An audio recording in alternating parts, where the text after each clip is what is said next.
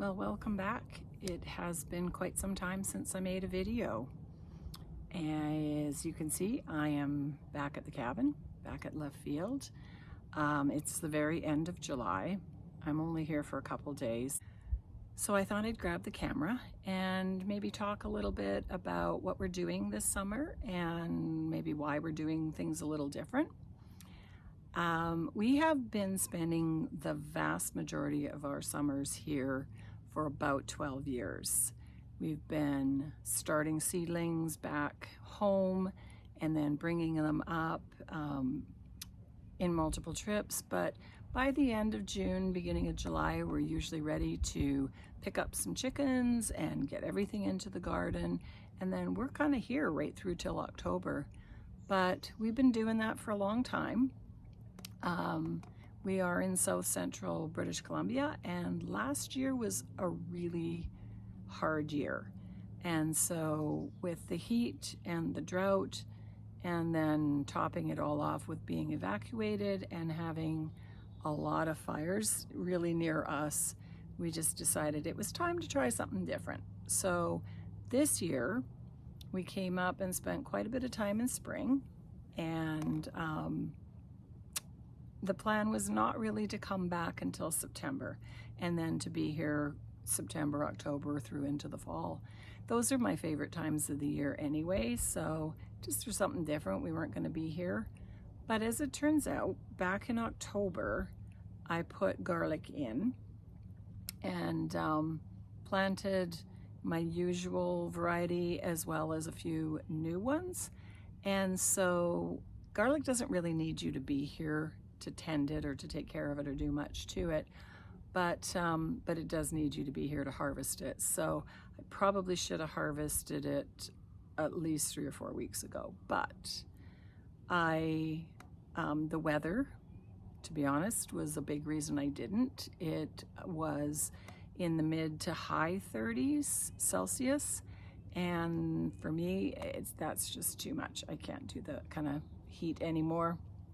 So we had a little break where the temperatures were down in sort of the mid 20s, and for me that's doable. So but also I think I was a little hesitant because we came up in well, we were here the end of June, and I pulled a couple just to see how they were doing, and they did not look like they were doing well. I was fairly convinced, or have been fairly convinced, that I may not be getting a garlic crop. So I've been hesitant to have to face the facts. But I'm here now. And so I think what I'm gonna do is go and get my stuff and get unpacked and settle in. And because it is starting to get a bit warm now, I think I'm gonna just kind of do a little walk around, see how things are. But I think tomorrow morning I'm going to head down to the garden and get that garlic pulled out, and I'll bring you along. Guess we'll discover together whether it was a total waste or whether we've got any garlic in our future. So anyway, that's what today's video is all about. So let's carry on with our evening, and I'll see you tomorrow morning. Okay, so I went down and started harvesting and realized I didn't have my camera. So I came back up to get it, and now we'll head back down, grab my gloves, and I'll show you how the first variety has turned out. Days that are cool but sunny are absolutely awesome for working in, but they are terrible for filming, so there's quite a bit of glare, unfortunately. Anyway, here are the 48 Tibetans, and compared to the rest, I think they're doing really, or did really well. So yay for that. Not sure if you'll be able to see them because of the cloud cover, but you sure can hear all the firefighting helicopters.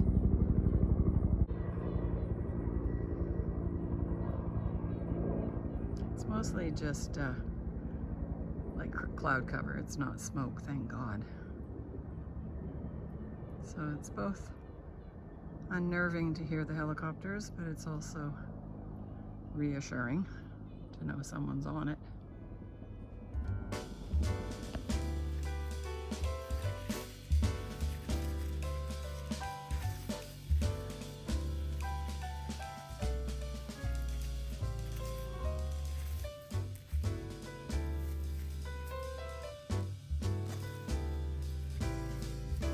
So far I've pulled out the Tibetans and they look awesome. And I've pulled out the Daves and they look even better.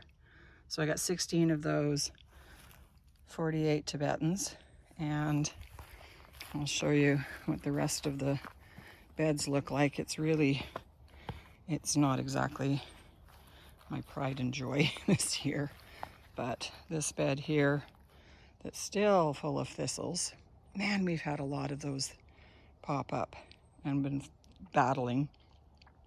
Those are the ones that when I sampled, they did not look good, so I'm leaving those for last. I want some wins. So Dugansky, I might do that one next, and the Italians over here. So fingers crossed, those ones are a good harvest as well. And then of my ongoing self-propagating, we just call them left field garlic because I don't know what variety they are. We'll find out.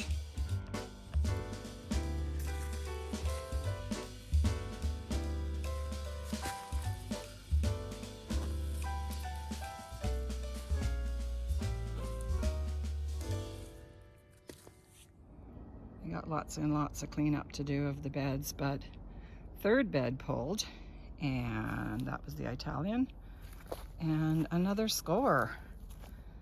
30 planted, 30 harvested, and they're huge. I don't know if you can see here, like, those are beauties.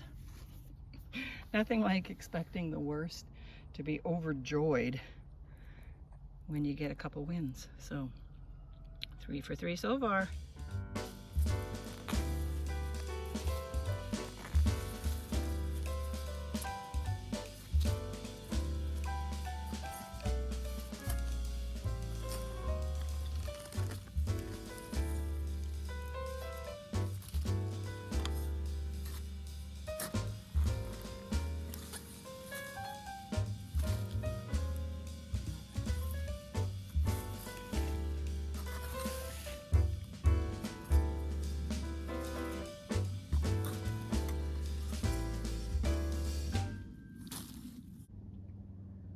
Okay, hopefully there's enough light in here for you to see what's happening.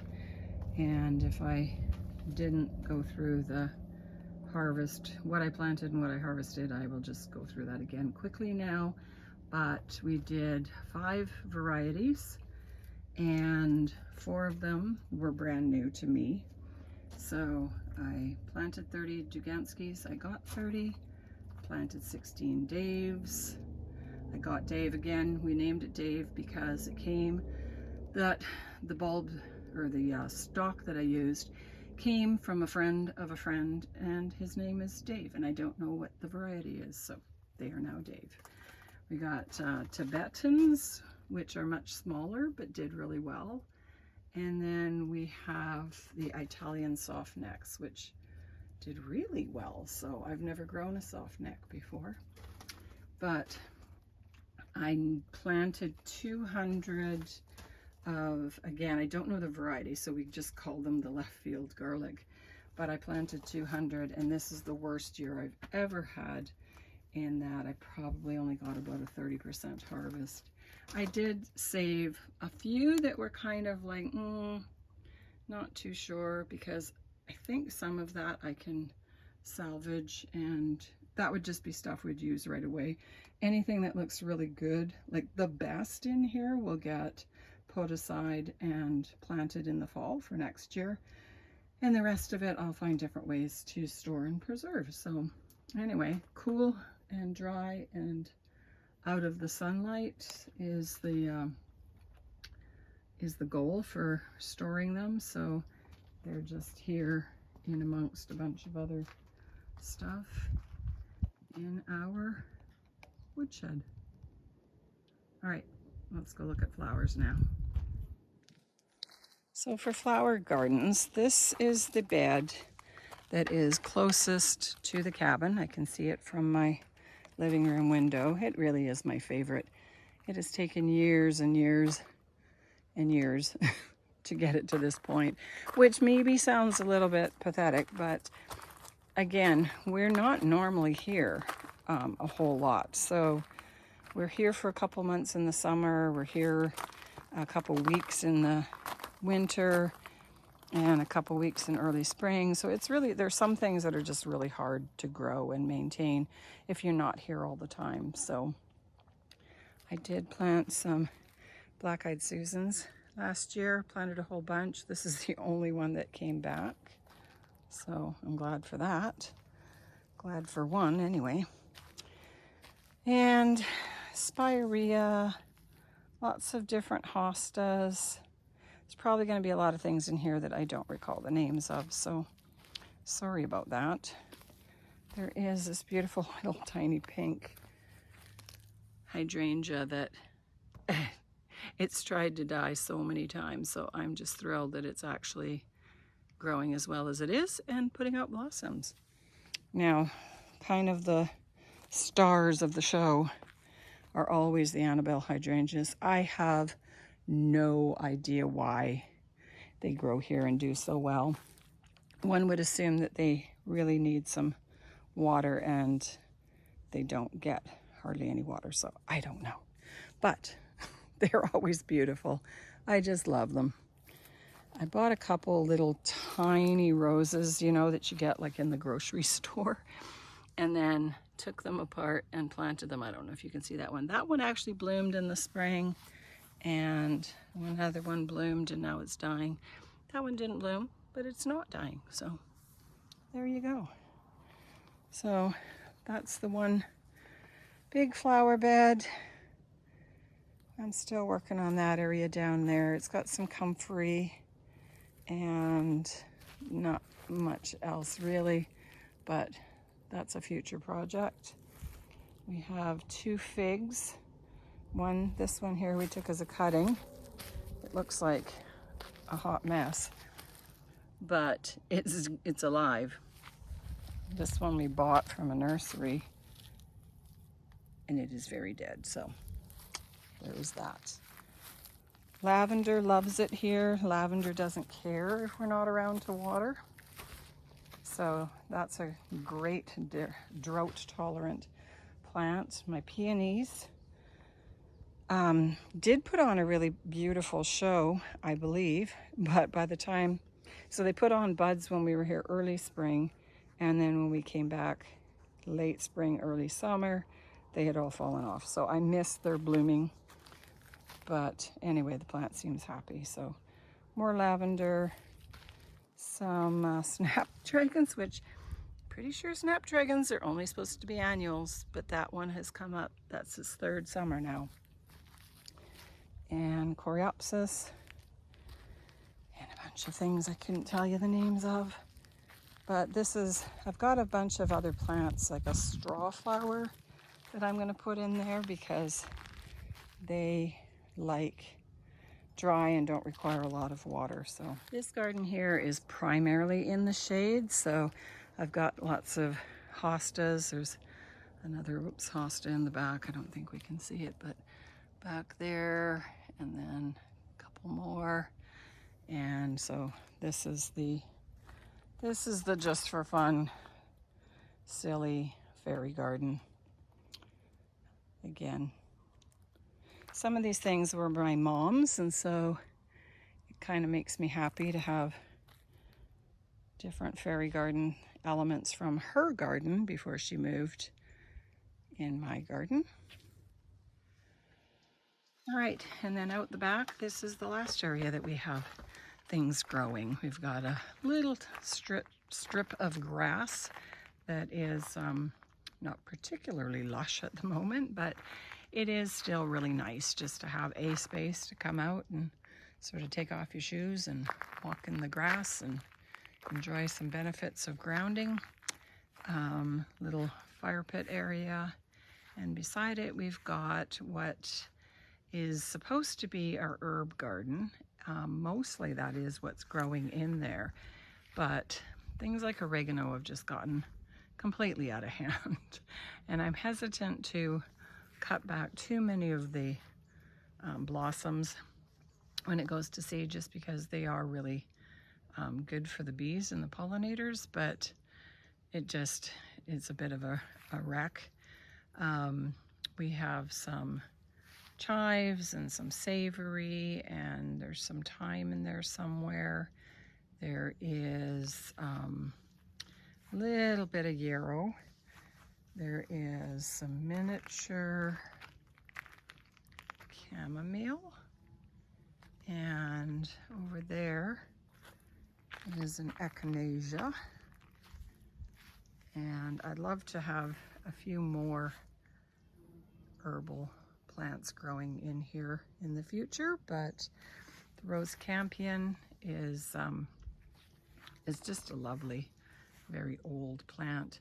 But again, it tends to get a little unruly, and then it gets a little past its prime, and once you have to start deadheading it, it doesn't look very good. But anyway, that's the last of the areas that we have things growing, and so that's the end of the video. Thanks for watching, and hopefully I'll put out another video sooner than later. But anyway, thanks for watching. Bye-bye.